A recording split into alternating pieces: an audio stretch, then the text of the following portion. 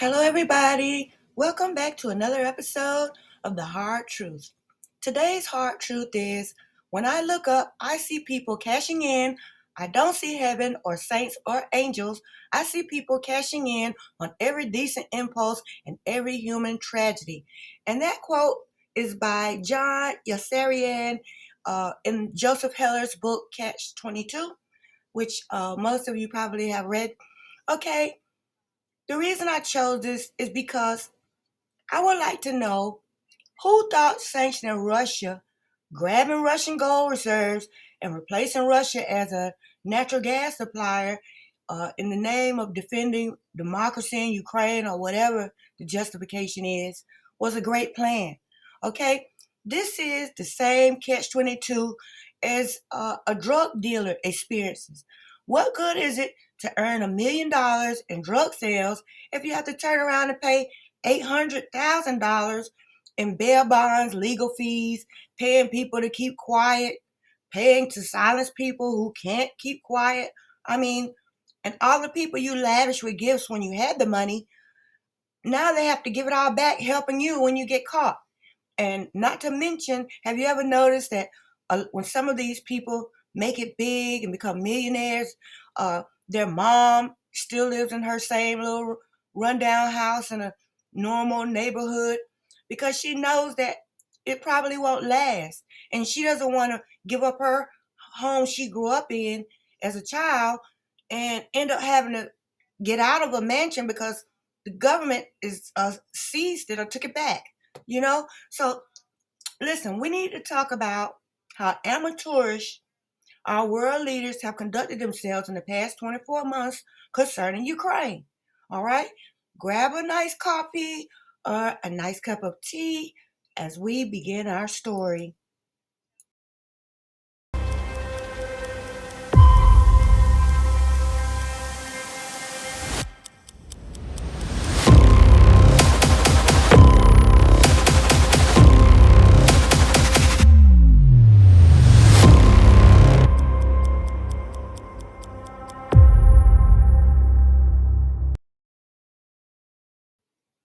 First of all, Bakhmut is a hot mess.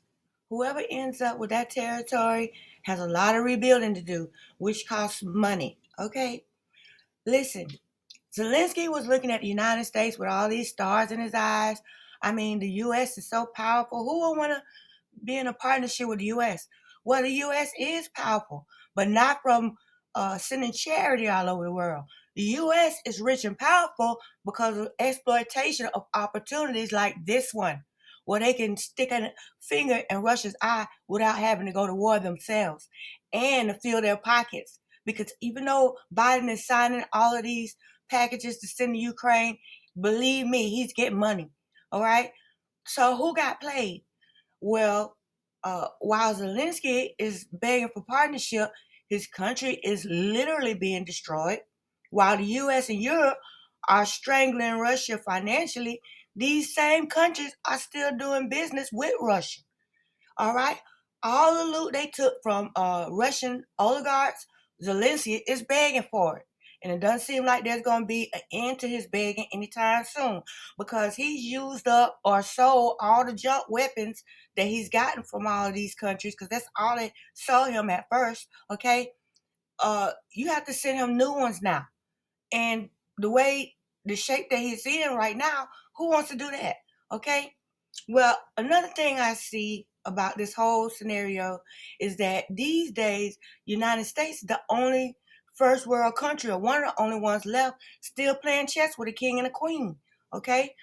Recall now how all the world leaders ran to Ukraine to kiss Zelensky's ring for being willing to be the fall guy for this foolishness they had cooked up, all right, once Russia invaded Ukraine.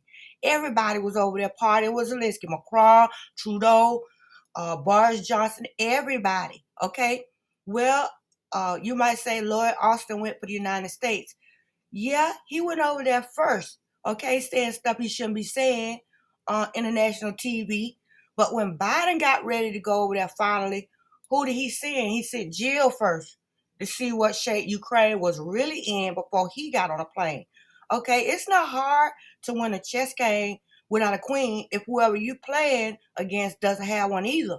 But well, anyways, let's move on to the next point. That's enough of that rant. Okay, I want to touch on China and Brazil and this so-called ditching the U.S. dollar. And I want to know, does anyone care if Brazil ditches the dollar? I mean, listening to China, really? The Brazilian economy just contracted in the last quarter, okay? Regardless of all these announcements, all these big plans, if the Brazilian economy contracts again, I believe that's a recession, right? Okay, Argentina is catching pure hell down there and with unheard of inflation rates, okay?